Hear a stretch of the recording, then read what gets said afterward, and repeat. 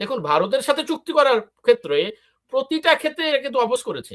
প্রতিটা ক্ষেত্রে বলেছে শেখ হাসিনা বাংলাদেশকে বিক্রি করে দিচ্ছেন ভারতের কাছে, ভারতের অঙ্গরাজ্য হয়ে যাচ্ছে। হ্যাঁ, কিন্তু এই ২ বছরে তারা কিন্তু একটা চুক্তিও বাতিল করে নাই। এই যে পাইপলাইন যখন তৈরি করেছিলেন, আমি আসছি আপনার প্রশ্ন উত্তরে। পাইপলাইন যখন তৈরি করেছিলেন, বাংলাদেশকে নাকি ওই পাইপলাইনের ভিতর দিয়ে ভারত নিয়ে যেত।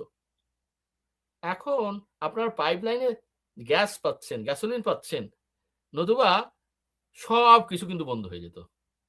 ভারত যে এই ২ বছরে তারপরেও বড় ভাই হিসেবে আমি সেভাবে বলি, বা আমাদের স্বাধীনতার ধাত্রী হিসেবে এককভাবে এই যে সহযোগিতা করে গেছে, আমি তো ভারতকে সেলুট জানাই।